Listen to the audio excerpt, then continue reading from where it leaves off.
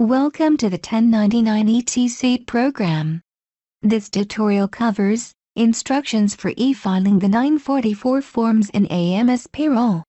Prior to e-filing for the first time, there are certain requirements that need to be completed. Each company is required to have an e-file signer PIN, or be assigned to a reporting agent.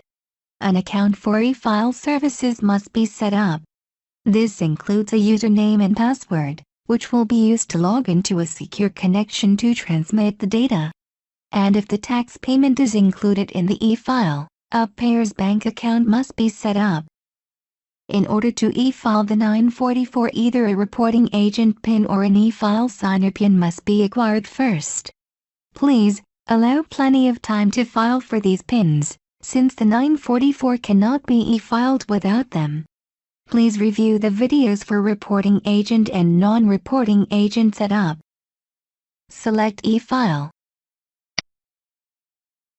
Select 940X. Select 944. You will be able to print a copy of the form before e-filing. Select the print mode. Click Next. Enter the preparer information. Click OK. Verify that all of the data is correct. Check e-file. Click Print to continue. Print or view the forms and once again verify that the data is correct. Click Quit to continue. Please review the statement and check I agree. Click OK. Verify that the tax payment is correct. And if you want to include it in the e-file, click Yes. Please review the withdrawal consent. If you do not agree with it, click Cancel, and the tax payment will not be included with the 944 e-file. The tax payment will need to be made separately from the e-file. For the purposes of this tutorial, we are including the tax payments. Click I agree. Verify that the banking information is correct. If the banking information has not been set up, please click Cancel. Go into Payer Edit and the Check Maker tab, and enter the bank routing number and the account information. Click OK to continue. When the process is complete, click Continue. Click Yes to begin the e-file process. After clicking Start, if there are any errors, you will get a message that there are errors in transmission and the e-file process will stop. Click OK on the message to view the errors. The errors must be corrected. Once corrected, restart the e-file process again. For the purposes of this tutorial, there are no errors. Click Start. When there are no errors, the forms will be assigned a batch ID. Its status is unpaid. At this point, the third-party vendor has the forms, but until the batch is paid for, it is not sent to the IRS. To pay for the batch, check the box beside the batch number. Click Pay selected batches.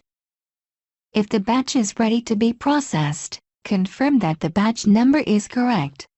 Once Yes is clicked, the batch cannot be cancelled. Click Yes to continue. If there is no payment information, the credit card information will need to be set up on a secure website. Click Add Card. You will be directed to a secure website to set up the credit card information. Enter the information and click Submit. When the credit card information has been added, click OK. The accounts that have been set up, including credit cards and prepaid accounts, will be listed on the screen. Highlight the account to use and click OK. At this point, the third-party vendor has received and accepted the payment information. Click OK. Once the payment is accepted, the status for the batch will become paid and the itemized status will now include invoice paid. The paid status indicates that the third-party vendor is processing the batch to submit to the IRS. There are several steps during the batch processing. Batch processing could be completed in a day, or may take several weeks to complete. In order to update the status of the batch, click on the batch ID. For e-filing to the IRS or SSA, after invoice paid, the next status is filing queued, and then filing complete. Filing complete indicates that the IRS has the batch but the batch has not been processed yet.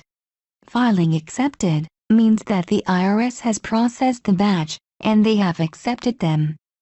The batch processing is complete. That ends the 944 e-filing service process.